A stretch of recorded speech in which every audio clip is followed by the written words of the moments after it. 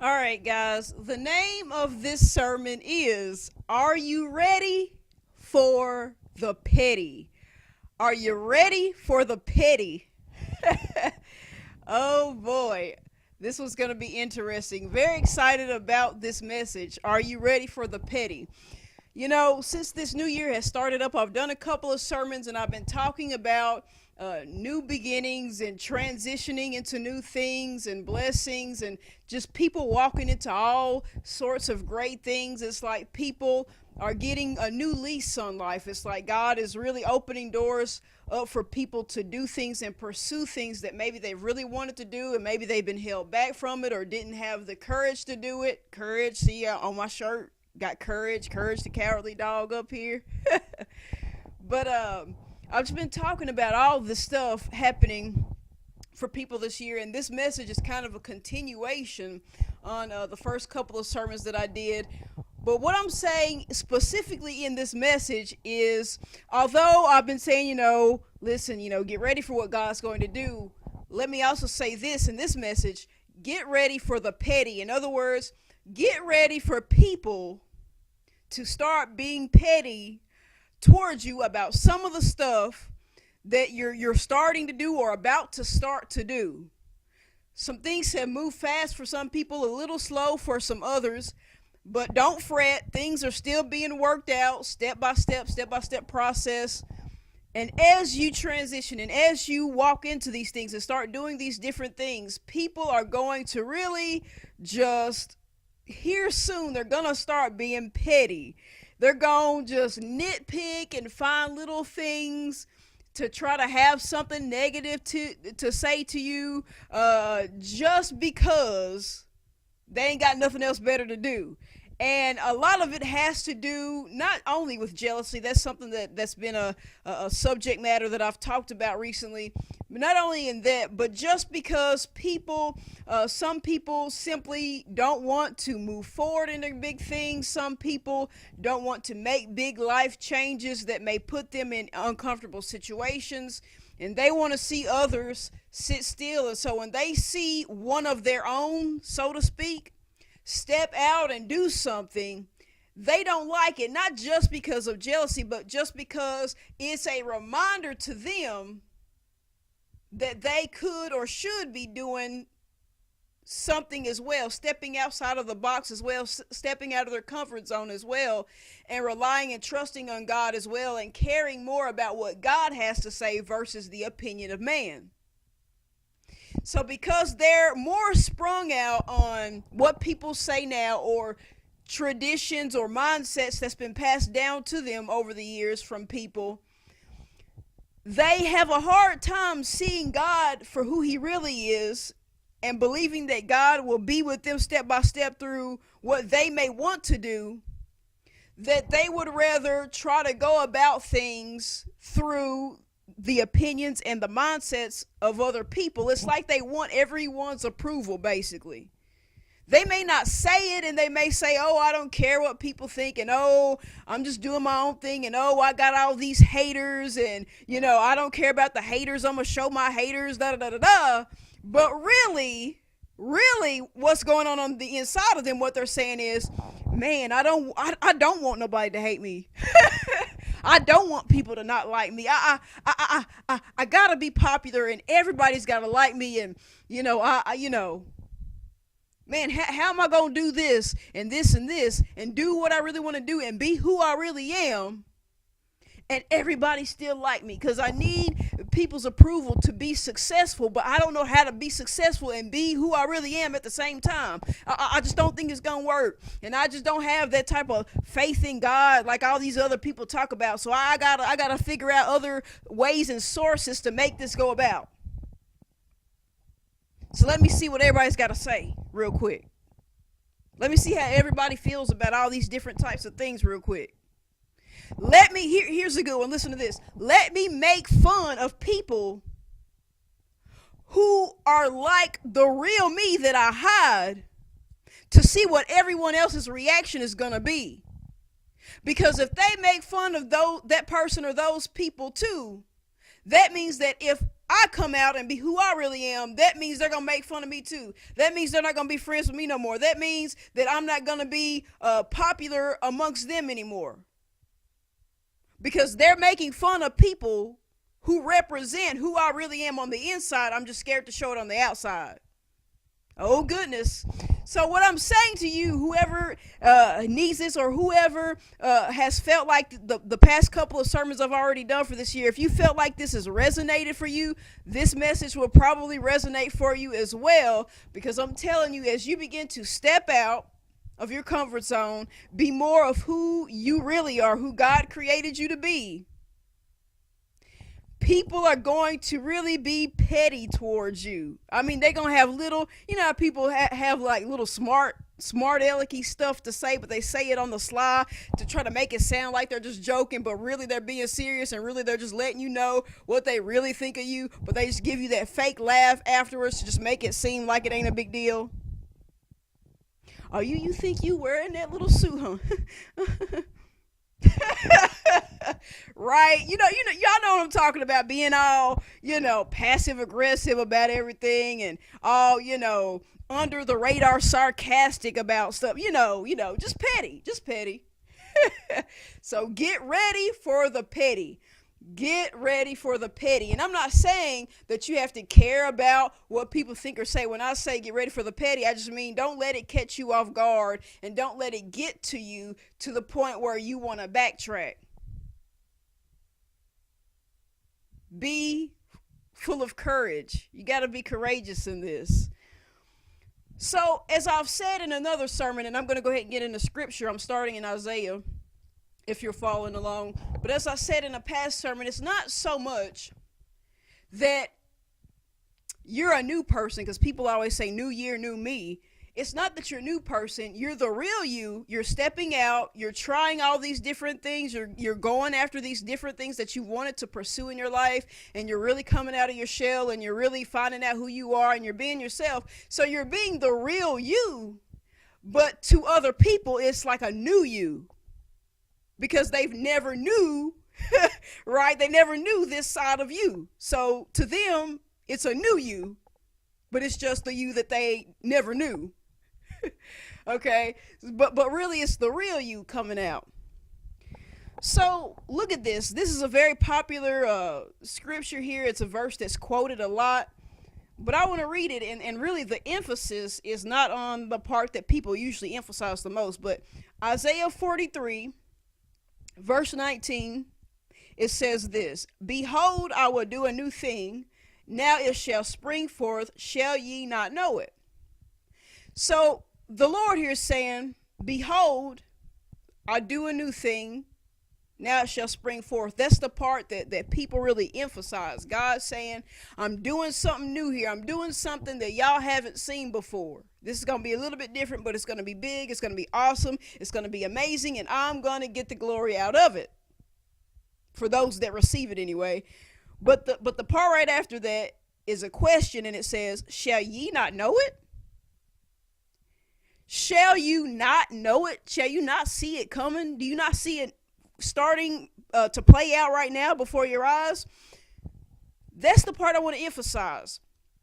Why? Notice how it's in the form of a question. It's not a period at the end, it's a question mark. That's showing a couple of things. It's showing us, first of all, that not everybody's going to be on board. Not everybody's going to see it. Or rather, they may see it, but they'll turn a blind eye to it. They don't want to face reality. So whether they really don't see it or get it, or they just act like they don't see it or get it, they're all in the same boat, basically. They shall not see it, right? So he's asking, shall you not see it? So we see that some people won't grasp what God is doing, but also the fact that it's a question. Also, the way that it's put this way, it shows that it's almost like God is having a moment of saying, you don't see it? If anything, you should see it. You that I'm talking to specifically, you should see it. You should see it coming. You should see it springing forth. Really? Shall you not see it? And it's not that God really doesn't know the answer. We know that God knows all, but he's like I said, he's putting this in the form of a question, almost to get a point across. He's doing it to show some people ain't gonna get it, but he's also doing it to express the fact that it doesn't even make sense that some of the people who should receive what he's doing won't receive it. He's like, you don't see it? Are you sure? You really don't see this coming? You have a hard time accepting what I'm doing? Really? You? Really? You? That's what he's saying, what he's trying to get at. So for the purpose of this sermon, what I want you to do, for whoever needs this, whoever this is for, I want you to take this in verse 19, and I want you to act as if you're saying it. We know God's saying it here, but for the purpose of this message, act like you're saying it to some folks, to some people who know you. Just act like you're surrounded by people that know you, and you're coming out of your shell, and you're really opening up and showing people who you really are, and you're going, behold. In other words, look right now. Look, pause what you're doing and look at what I'm doing. Listen to what I'm saying. Stop what you're doing and look at this. Watch this. You're saying, look, I will do a new thing, or rather it's new to you. It's not new to me. It's just new to you. It's the real me, but I'm doing a new thing. You're seeing me do new stuff. I come across as a little different, but you know it's really me. You know, you may have a hard time seeing it or accepting it at first, but look, I do a new thing, and now it's going to spring forth. And now you're asking, shall you not know it? Really? You have a hard time with this? You have a hard time getting to know the real me? In other words, listen, I'm going to give you some examples. It's like you're saying stuff like this. Really? You have a hard time dealing with the fact that I'm not a pushover anymore? You have a hard time accepting the fact that I don't just let you run over me and talk to me any kind of way anymore? I mean, you see, it's still me. It's me. I'm just braver now. I got a little bit more courage about myself. I got a little bit more self-esteem than what I used to. You have a problem with it? This upsets you? You've known me for how long? But this is upsetting you. You have a hard time with the fact that I just don't let you treat me like a doormat anymore? Really? Huh. Oh, goodness. Some of you, and like I said, it's not the same for everybody, but some of you maybe you're at a point where you're getting ready to do these business ventures, and people that saw you as this quiet person that was never a leader, that was always a follower, now they're fixing to see you, you got some pep in your step, and you walk with your head up and your chest out, and you're going around and you're taking charge, and you're walking around owning all types of land and owning different types of businesses and things of that nature, and you're out here running the show and you're leading the way, and people see that it's you. They hear your voice and they see the things you like to do for fun and all this stuff. They see as you, but they have a hard time accepting that it's really you, because now to them it's a new you, but really it's just the real you. So they think something's up. They're all suspicious of you, but really you're just coming out of your shell. Behold, I'm doing a new thing. You don't see it? For some of you, maybe you're going after things that you used to. Maybe you're out traveling more. People used to look at you like a homebody, somebody that just wanted to stay in more. And really, you just had all these fears of different things that might happen when you go out and do all these different things. Maybe you were just a germaphobe and you were scared you were going to get sick, or scared you were going to get lost, scared you were going to get kidnapped, scared you were going to fall off a cliff and die if you went to the Grand Canyon. And now all of a sudden all you want to do is travel and go here and go there and meet new people, and now you're more social, and now you're not as shy as you used to be, and now people don't know what to do. Used to, people would ask you to dance and you'd be scared. Oh, I can't dance. And you know you can, because you didn't practice at home in front of the mirror, but we ain't gonna talk about it. But now you're ready to get out there and show people you got some moves. Used to, people thought they had you figured out. You weren't the sporty type. You were weak and you were feeble. And now all of a sudden people see you doing all these hardcore sports and stuff, and they don't know what's going on. Are you on steroids? What's wrong with you? You're trying to get you some muscles now, and everybody's got to question it. What's wrong with you? This ain't you. And you out there just running miles and miles and miles, just in shape, just for no reason, just looking good. They don't know how to deal with it. Or maybe it's the opposite. Maybe people have looked at you as the athletic type for so long, and they've looked at you as this meathead that you're not smart. You can do stuff physically, but nothing mentally. And now you're supposed to show everybody just how much of a nerd you really are. Now you're supposed to go and read books more often, and you're at the library all the time, and now you're writing books and getting stuff published, and you're playing Pokemon and playing Dungeons and Dragons and all and all this other stuff, and playing video games, and people don't know what's going on. But really, it's just the real you. Now all of a sudden you're wearing all types of clothes, you're trying these different hairstyles and different styles and clothing, and people just don't know how to deal with it. What's going on with you? Are you trying to act like somebody different to impress others? And now you're just being you now.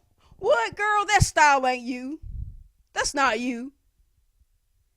They want you to be who you've always been and dress how you've always dressed, because that's what they're familiar with. That's the you that they knew from, back when y'all were, little kids, and, y'all grew up together and all this and that. But now that you're the real you, they try to tell you that's not you. Girl, that's not you. That's not your style. But then when you embrace it and you just keep unfolding, and you keep coming undone, and you just start wearing all kinds of wacky stuff, and you just out there posing and like you're a model just in the magazine for no reason, and people see you got some confidence about it, and that they can't change your mind about it. All of a sudden they act funny around you. They act like you're trying to be somebody you're not, just because they want you to be who they knew 5 minutes ago. Used to, people, they just knew what your type was. They looked at the people you dated in the past, and they knew the type of guy or the type of girl you like. And now all of a sudden you got somebody new on your arm, somebody that is different from people that you dated in the past, and now they're looking funny talking about what? That's not your type. And now they're having to learn what your type really is, and they don't know how to deal with it. But they see that you're the happiest you've ever been with this type, so all they know to do is either have something petty to say or to just look at you in silence. They can't say I'm happy for you or nothing. They just looking funny and having something smart to say under their breath. That's all they can do.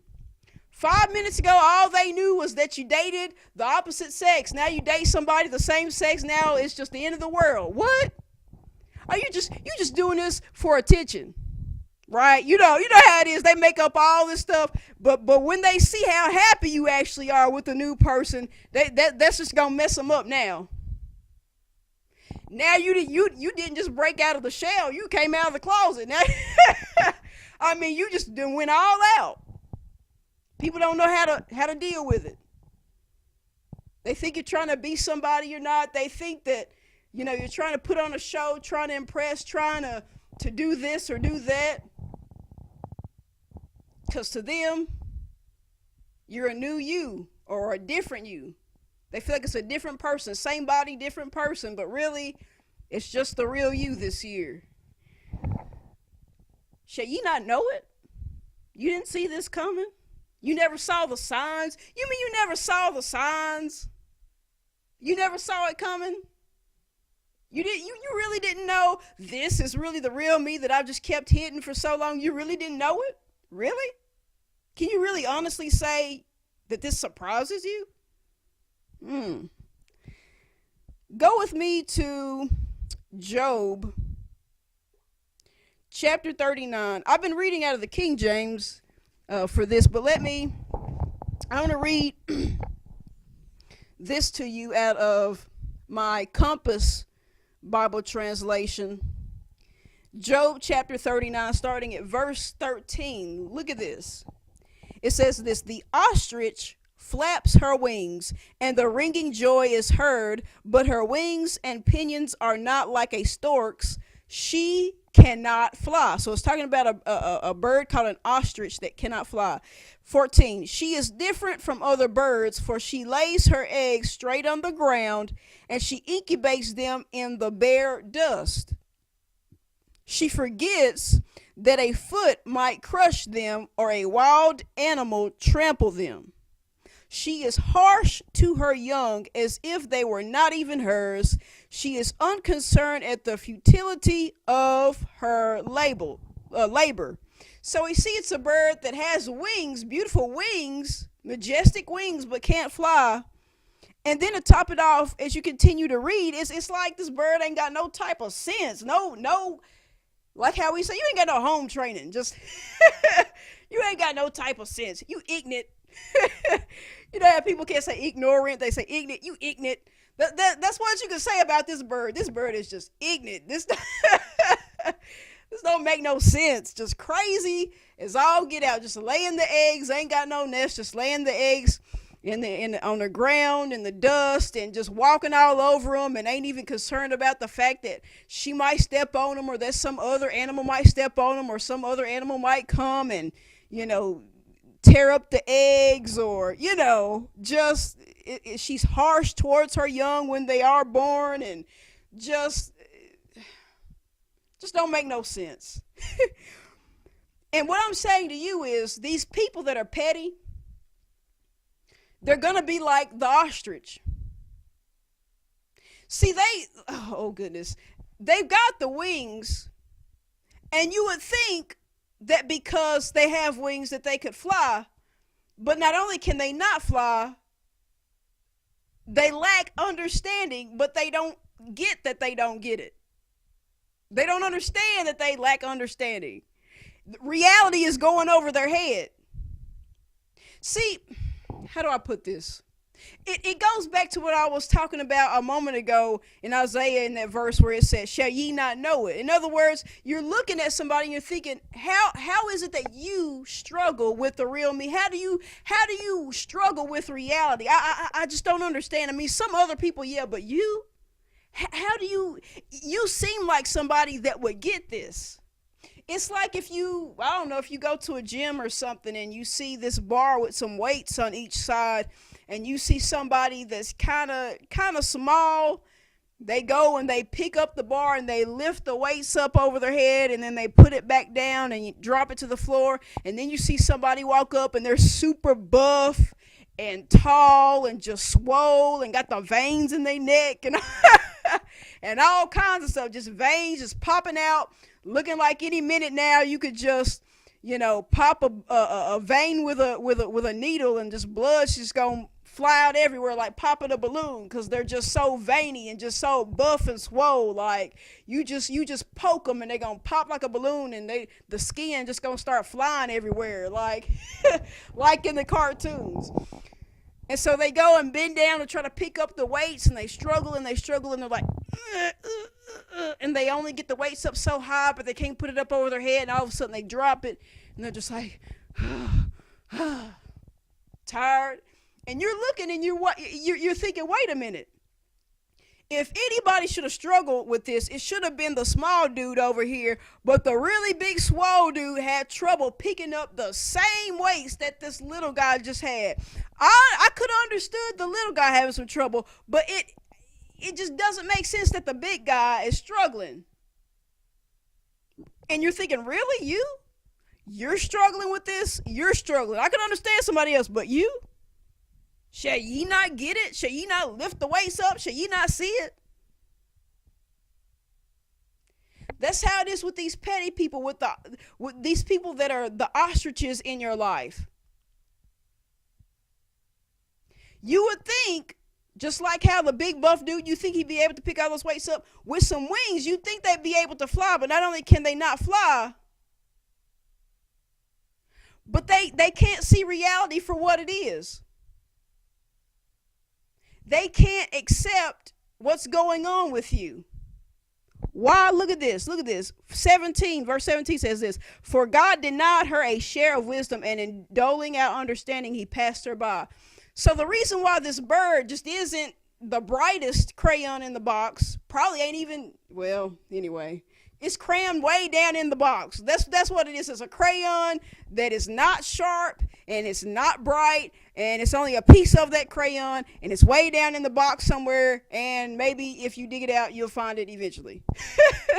But it's saying that it's because God denied wisdom to her and understanding and just passed her by. In other words, it's like God just was going up to people and just giving wisdom, and going up to animals and giving out wisdom, and just walked by the ostrich. Even though he created it, he just walked by it and was just like, well, all right, just moving right along to to the next little bird over here. All right, moving along. These ostriches, these petty people, it's not that God doesn't love them or doesn't. That's not what it is. These people, it's like they're in a box, and they want to put God in a box based off of how they feel and traditions of men and people's opinions and this and that. And so they have this hard time of letting go of these concepts.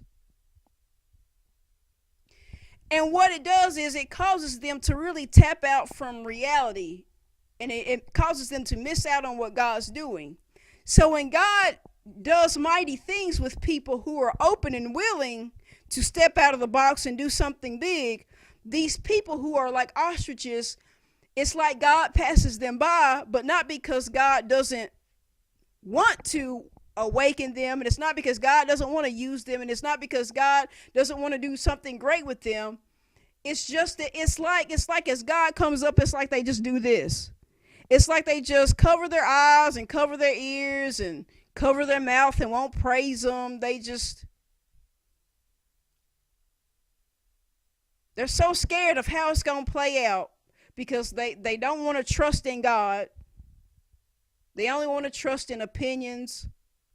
They only want to trust in how they've seen things be done. And they think if they have success, they got to follow certain patterns, even if God is trying to do something way different. So here he is doing a new thing, and he's getting, endowing all these people that are open and willing, but you got these people that are like the ostrich. So God just has to pass them on by. In other words, he's not going to stop because they want to stand still. He's not going to stop for them simply because they don't want to move forward. He's going to keep blessing those that will move forward with what he has for them. Okay, so 18 says this. Oh, and yet look at her when the time comes to run. She spreads her strange wings and laughs at the horse who must be guided by his rider, although she is an absurd bird who can't even fly. So now looking at the ostrich, it sees a horse, it sees someone riding on the horse and guiding the way of the horse, and the ostrich finds it funny. So the ostrich, it gets its wings going like this and starts laughing and mocking and making fun. It's funny because to the ostrich, it's almost like, hey, look at me, I got freedom. I don't have someone riding me. I don't have someone guiding me. I got my own, wheel going on here. I can do my own thing my own way. So it's entertaining seeing some big, powerful horse going by with someone, with a human guiding it.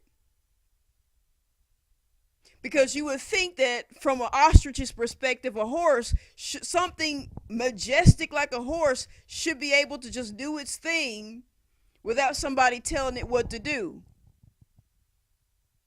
Kind of like the ostrich is thinking, if I was in your shoes, I'd be taking advantage of the fact that I'm big and wild and free and just do my own thing instead of letting somebody tame me. but it's not seeing the big picture. Let me put it to you this way. Pretend that, for the sake of this sermon, pretend that you're the horse and God is your guider. You're being guided by God. And we know who the ostrich is. It's the petty people, right? This is what I mean. Let me back up and give you an example to make this more clearer. When I was in school, when I was in high school, of the four basic subjects, English, science, math, history, of the four basics, my favorite was English, because I was big on words. I loved learning about words and how to say them, how to spell them, the original languages we get certain words from, sentence structure, like what the noun is, adverb, adjective, all that type of stuff, how to put the sentence together, where to put the commas, paragraph structure. And when it came to essays, if it was a subject matter that I was interested in, I actually enjoyed doing essays even when other people didn't. And don't let it be an essay where you can do an essay about whatever you want. That was my jam. but that I was really nerdy like that. And I didn't really tell people, oh, I like this, but in me, I love that stuff. I loved all that stuff. So I enjoyed it. Matter of fact, I actually finished my senior paper, my final senior paper, early.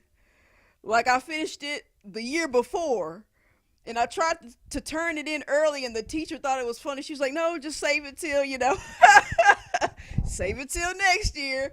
Well, I was so nerdy when it came to that. I enjoyed that. And then when I got to do this class called creative writing, where you wrote poetry and short stories and all this stuff, oh my gosh. And we got all into alliteration, and you had to look at different synonyms and antonyms to replace certain words with, so you didn't use the same words over and over. And oh man, that was heaven for me. But anyway, I enjoyed that. But math is where I more struggled with.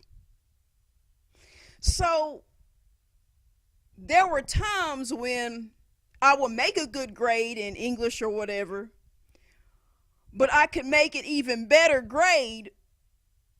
But what I did was I took some of the time that I wanted to spend on that on math. See, a lot of times if I find myself good at something, I keep going, putting my all into it, because I like to overachieve at it. Makes me feel good for some reason.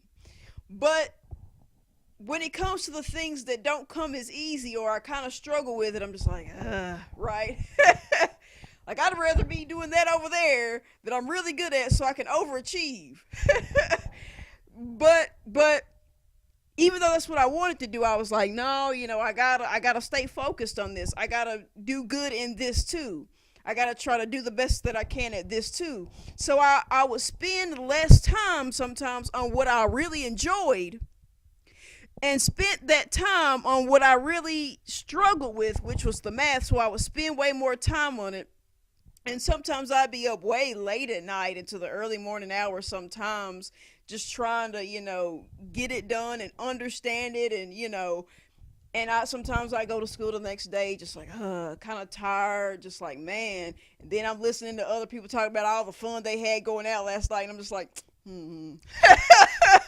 I didn't say nothing, but in my mind, I was just mad. Like, man, I was up all night doing this, and they just good at it, and they just go out and have fun, and I'm up all night at home, and they up all night having fun, and man, this sucks, but anyway, so there were times when I could have got like, the A plus, and just got an A on some homework in English, because I spent more effort and time and energy into getting that B in math, and sometimes I barely got that B. Sometimes I get an 80. I was like, oh man.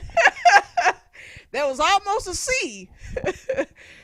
Oh, but anyway, so I really had to put more effort into what didn't come easy. So what I'm getting at is this: whatever it is that you're going through, whatever it is that God is working on you with, to make you more the real you, he also wants to make you the best you can be.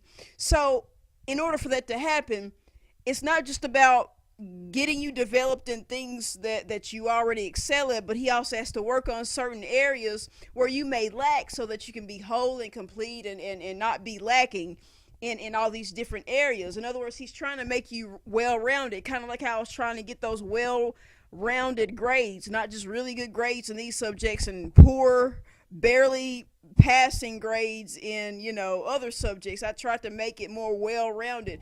He wants to make you more well-rounded, to make you the best you, not only the real you, but the best you.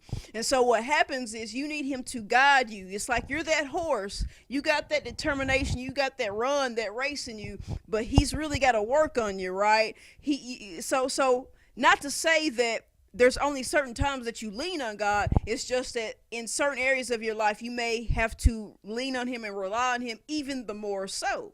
So what happens is you've got those people who are the ostriches who that's funny to them, that's entertaining to them, that you would heavily rely on God so much because they're looking at it as, well, I'm doing good, just doing what I do, having my freedom, just doing my own thing. I don't have to come into total submission under God. Yeah, I believe in him, and that's enough to get into heaven, so I'm just going to do this over here, and everything's going to be all right. I don't want to spend time talking about praying to God and getting prayer chains started and talking about how I need to come together in agreement with other people, because that might make certain folks feel uncomfortable, and that might make me look like a goody two shoes, and I don't want to come across as too churchy, because if I come across as too churchy, I won't be cool anymore. Here we are 20s and 30s talking about being the cool kid, but whatever. Anyway, so right, you know what I mean? So that's kind of how they'll be. It's funny to them, is they want to kind of throw it in your face that they're getting to where they're at, or they've gotten to where they're at, just kind of doing their own thing and not being so concerned about praying and seeking God and this and that. But they fail to see the bigger picture. They're looking at it as you don't have all your freedom and you're so bound to God, but they're not seeing the freedom you actually have. You're the horse, for crying out loud. Yeah, God's guiding you, but you're the majestic horse. They're the ostrich. Wow. Amazing, right? The bird that can't fly. Wow. So, but they don't see it that way. They're not looking at the reality of it. So just like it says in the scripture, the bird, this ostrich, gets his wings spread, even though it ain't going nowhere, and and laughs at the horse. But it's an absurd bird that's ignorant, basically, and can't fly. So it's just like, why are you even laughing? The horse gets the last laugh anyway. And then, to top it all off, this is how I look at it. It's as if the ostrich is kind of like a plane that's ready for takeoff, but doesn't actually take off. It's ready for takeoff, but not really. Because you get it, because it's not actually flying. It's got the wings and they can move it around, but then, it's just kind of like, okay, well, all right, so much for that. So, and it's interesting because there's no pilot for it, right? The pilot, the true pilot, is the one that's guiding the horse. So it's just kind of there, moving the wings around, but not really going anywhere. But also the thing that tops it off is, as it said earlier, God had passed it by, right?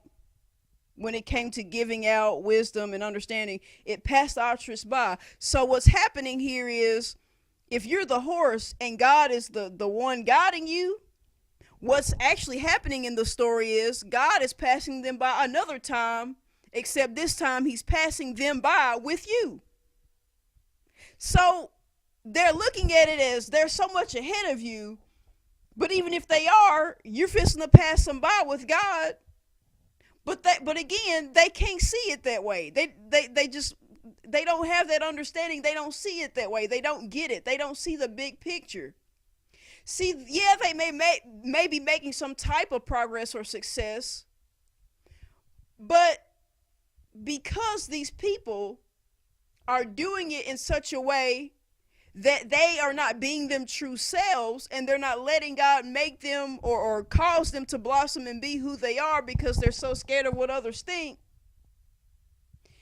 they either don't get that far or they get far to an extent, but deep within themselves, they're not fully happy with themselves and what they've done and what they've achieved because they've done it through a falsehood. In other words, they know within it's like they're a fraud. And even though it itches them on the inside, they don't show it on the outside because they have this image to maintain. Even though they're the absurd bird that can't fly. The pettiness that is the ostrich. Something to think about. So my point in sharing that, simply put, is listen. Don't listen. Be ready for the petty, but don't let it get to you. Let God guide you right on past them to be the real you and the best, most well-rounded you can be. Don't let anybody try to make you feel like you're being too on fire for God, or you talk about the goodness of God too much.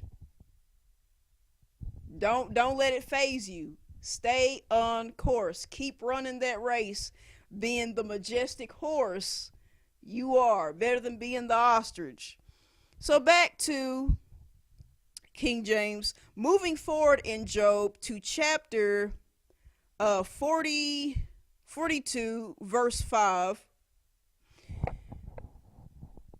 What happens here in this story? We know this story of Job. Job, he was a man that had a lot of possessions. He was very blessed by God, and the enemy came in and, really messed up a lot of things in Job's life, and he ended up losing his kids. He lost livestock and possessions, and his health declined, and all types of stuff started happening to him. And he was there, and he was kind of moping and sad and grieving, and his friends came, and they just kind of watched at a distance and just kind of was there looking at him. And then finally they start trying to talk to him, and they suggest these reasons as to why these things were possibly happening to him. And so they have this back and forth dialogue with Job for so many chapters. And what begins to happen is God begins to talk to Job. And he's talking to him for, a couple of chapters or so. And Job starts responding. And in the process of having this moment, this encounter with God, this is what Job says. He says, I have heard of thee by the hearing of the ear, but now mine eye seeth thee. It's like Job is saying, okay, God, I've heard about you, and I know things about you based off of what I've heard other people say, what I've been taught. But now that I'm experiencing you, now I really, really know you. Now I really see you for who you really are. You're not in this box that people keep trying to put you in. I can't limit you. You've been there since the beginning. You are the beginning. You're so much bigger and greater than what many of us imagine. We just limit you, God, or we try to limit you, but you're so much greater. And now I get it. I really get it now. I understand you more. My point is, in bringing this up, is for the people that this message is for. This is like where you're at. You're at this point, or you're coming into this point in your life where you're starting to really see things from a bigger perspective. You really start to really get God. In other words, you are getting at a point where a lot of the religiousness that you've encountered and a lot of the man-made traditions that have been put in place of what God has to say, you're getting over it. You're getting over it. In other words, it's not just about what everyone says about God anymore.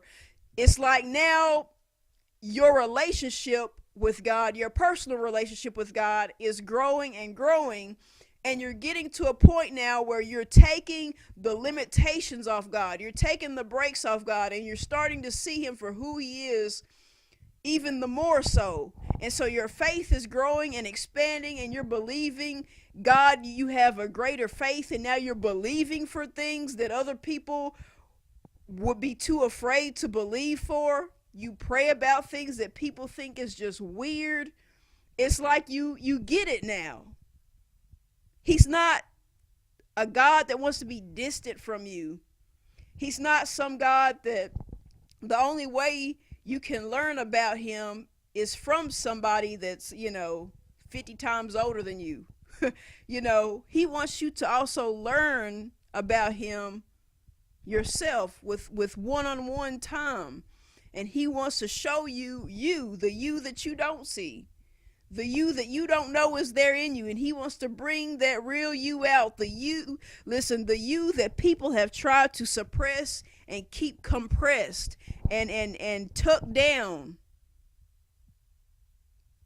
He wants to bring that out. The same way that you allow him to get out of the box that people try to put him in, the more you let him get out of the box in your life, he wants to bring you out of the boxes that people try to put you in. He's trying to show you that there's more to you and about you than just the labels of people.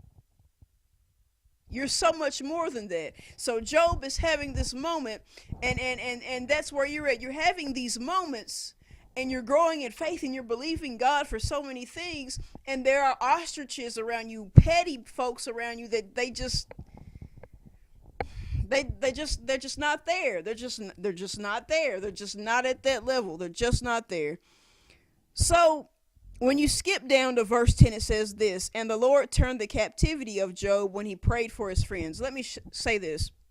What happens in these verses between 5 and 10 is God starts to deal harshly with some of Job's friends, because as they were conversing with Job before God stepped in and started speaking, they didn't really give the most sound advice to Job. They didn't really discuss God in a way that was pleasing to God. Let me say this.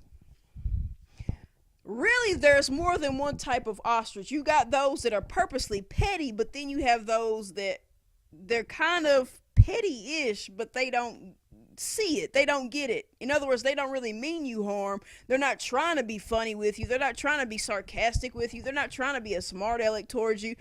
They mean well, but they don't even get it. They think that they got it all figured out, but they don't. You know how some people, there's just such a know-it-all that they really don't know anything at all? Like, and let me share this, because this is perfect for this. The other day, I was watching this show called It's Supernatural, and the guy that hosts the show, Sid Roth, he was interviewing this woman. I think her name was something like Dr. Clarice or something like that, but she was just talking about different things, and a mighty woman of God, used by God, a minister of the Lord, and she was talking about what happened to her years ago. She was talking about how years ago, before she got to where she was at now with her ministry, she had this deep desire to be a prophet for the Lord. It was just in her. She just wanted it. And it wasn't for, manipulative reasons. It wasn't for an agenda that she had, a personal agenda. It was really something from the heart. She really wanted to do this. It was just in her to do it. And she had talked to another woman about this. Someone that I guess you could say she looked up to as someone who she looked at as someone who was really a woman of God. Someone who really knew God and knew the word. Someone that she looked up to in that aspect, because surely she would be able to guide her in the right direction. So she's saying she's talking to this woman about this desire to have this gift of the Spirit of God and to be able to prophesy. And the woman was telling her, well, you're a woman, so you can't have this gift. You can't be a prophet. You're a woman. That's only for men. Men do that type of stuff. Men are used by God in those big ways like that, but not women. So she kept trying to explain to her, Like, no, I this is I know that this is in me. I know that this has got to be what I'm called to do. I got to do this, da da da da da. And the woman told her, well, if you really have that desire, that passion, that means it's not really for you, it's for your husband. And Clarice is telling the woman, well, I don't have a husband. I'm not married. And she's like, well, it must be for your future husband. Like, she just wasn't budging. She just wasn't budging. But this is what Clarice was saying.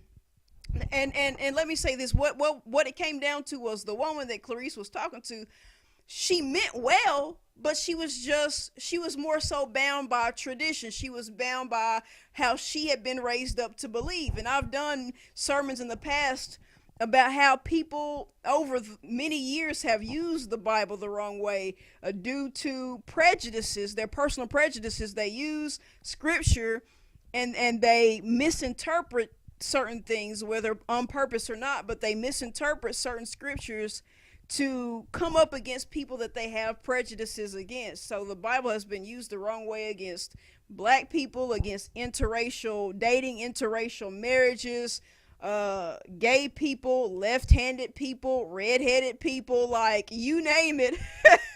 I've talked about all that stuff before, and it's also been something that has been used to oppress women, especially women in the church, to make them feel like God can't really use them in any big way. They're just really there to be ornaments, basically, for the men, like ornaments on a Christmas tree. Like the man is where it said he's the tree, but you as the woman, you're just the decoration. You're just there to be on his arm and look good for him and sit on the pew and be quiet and clap for him and move on.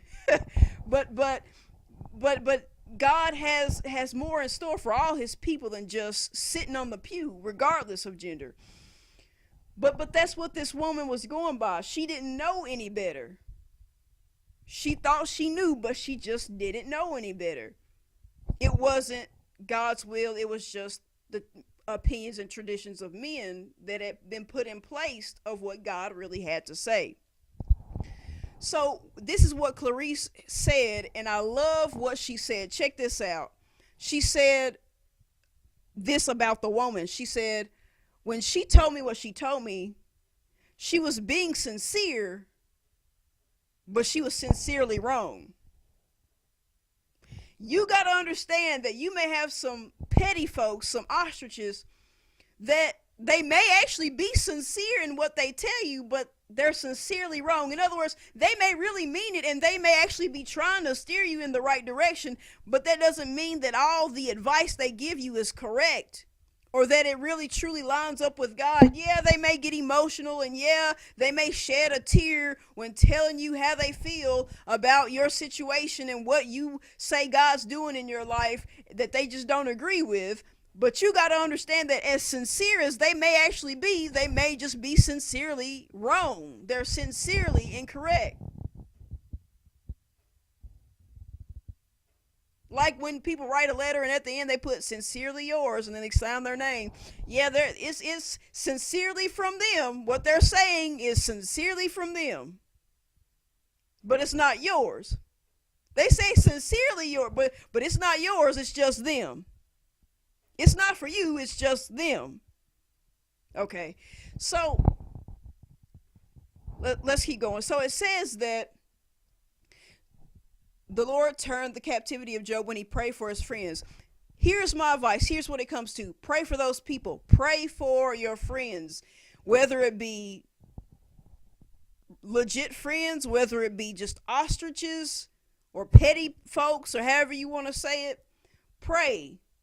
Pray for yourself, sure. Pray for your enemies. Pray for the ostriches.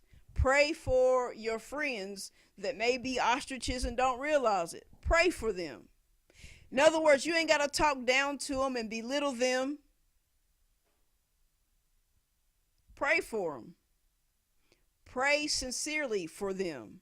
Just like how they may have been sincere. Well, you be sincere. Sincerely pray for them. Lord, they know not what they do. Forgive them.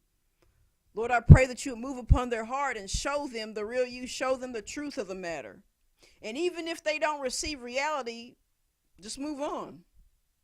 But leave them in God's hands. Don't hold anything against them. Just keep trucking. Keep being the horse in the race. And it says also the Lord gave Job twice as much as he had before. He already started out the story with a lot of stuff, but God gives him double for his trouble, as we like to say. It says, then came there unto him all his brethren and all his sisters and all that had been of his acquaintance before, and did eat bread with him in his house. And they bemoaned him and comforted him over all the evil that the Lord had brought upon him. And every man also gave him a piece of money, and every one of an earning of gold. So the Lord blessed the latter end of Job more than his beginning. So we see all these people from his past that have been knowing him. They come out of nowhere. They come out of the woodworks to sit and talk with him and bless him and give him money and wish him well. And it says that God blessed his latter days to be greater than his former. The second half of his life was better than the early part. Let me say this: don't let your age limit you with what God wants to do with you. A lot of times people get past their 20s or 30s and they get to a point where they feel like, well, the best time of their life, the best times are all over and it's all downhill from here. But you never know. God can use you and give you goodness and greatness and do things in you and through you in your latter years and make the last part of your life better than what you experienced from the get-go. I'll be 30 years old in a few months. And these past like 3 or 4 months I've been in, I felt more alive than I have and I don't know when. I mean, I'm serious. But I know God's working on me. He's been doing the work in me. And I know that the best really is yet to come. The best is yet to come. I said something about that on Facebook about it a few days ago, that I was excited to see what my 30s would bring, and very few people liked it. And somebody got on there and said, well, your 30s are going to suck, so you better be prepared. And I responded to, I replied, I was like, I cannot receive that. You know how we are in the church? Whose report are you going to receive? Ain't that what the preachers say? Whose report are you going to receive? The report of the Lord or the report of the enemy? I'm like, no, I'm sorry, I don't receive that. In the name of Jesus. I was like, no, I'm believing God for these years to be the best. Like I told him, I was like, no, I can't receive that right there. I'm standing by what I know and what I believe. And what I believe is what's coming up is going to be better. It's going to be way better. He didn't respond at all. Bless his heart. Didn't nobody respond to that. They didn't know what to think about that type of faith right there. They just didn't have that faith, y'all. They don't have that type of faith yet. They're not there. But anyway, bless my heart. Bless my heart. But he made it better. It says, for he had 14,000 sheep and 6,000 camels and 1,000 yoke of oxen and 1,000 she asses. He also had 7 sons and 3 daughters. So, I mean, God blessed him. God blessed him. Get ready for your blessings. Just like you get ready for the petty, get ready for the blessings. Last place I want to take you to is Matthew chapter 13. Starting at verse 53, and it says this, and I'll get this wrapped up. It says, and it came to pass that when Jesus had finished these parables, he departed thence. And when he was come into his own country, he taught them in their synagogue, insomuch that they were astonished and said, whence hath this man this wisdom and these mighty works? Is not this the carpenter's son? Is not his mother called Mary, and his brethren James and Joseph and Simon and Judas, and his sisters, are they not all with us? Whence then hath this man all these things? And they were offended in him. So Jesus goes around, ministering to different people in different places, and he heals people and delivers people, sets people free, and just I mean, he does so many amazing miracles, and he's such a blessing to people. and he teaches and preaches and gives all this wisdom, and people are mind blown by what he says, what he teaches. And after traveling about doing this, he goes back to his homeland to minister to folks. And the people there have a hard time receiving him, unlike how it was in other places. All they could say was stuff like, wait a minute, isn't this the carpenter's son? Isn't this Joseph's son and Mary's son? Who is he? Who is he to have all this wisdom all of a sudden? Who is he to have all these fancy words and can teach and preach all this stuff? Where did this come from? And it says they were offended in him. Not that he had done or said something offensive. Why were they offended? Simple. As I've explained, that people tend to get jealous, but really here it's not so much that they were jealous, because jealousy implies that people want what you have and then they get mad at you about it and mad about the situation and mad at God. But it's not so much that they feel like they should be in Jesus's shoes. It's more so they feel like Jesus shouldn't be in Jesus's shoes, and neither should anyone else in their homeland. See, some people, they don't mind embracing a person from a different town, a different city, a different state, who is someone that they view as amazing and wonderful and smart and intelligent and good looking and brave and powerful and influential. They don't mind someone who is radical and outside of the box coming from somewhere else. But when it's someone that they grew up with, when it's someone that they've known for years, when it's someone that they've watched, when it's someone that they know all of a sudden springs forth and does amazing radical things that blows people's minds, people get offended because they say, well, why him or why her? I grew up with them. Why did they get to be chosen? I don't need, listen, no one from around here needs to be stepping outside the box like I wish I could. I don't feel confident enough. I'm not brave or courageous enough. So I don't need anyone else around me to do it, because it's a reminder to me of where I should be, but I'm not, because I'm too afraid to do it. Oh, goodness. So I don't mind people from way somewhere else coming around here and talking and doing this and that, as long as they don't influence anybody to step out of their box. So they can come and say some stuff and then go back to where they came from, and I'm fine with that, because it doesn't mess up my comfort level too much. But when somebody I know, when somebody I view as similar to me, somebody I can relate to, gets brave, I don't like that. That's the mindset that they have. I can't let somebody too close to me get too brave, because it makes me feel like I'm being left behind, because I'm not quite ready to move forward into who I really am like that.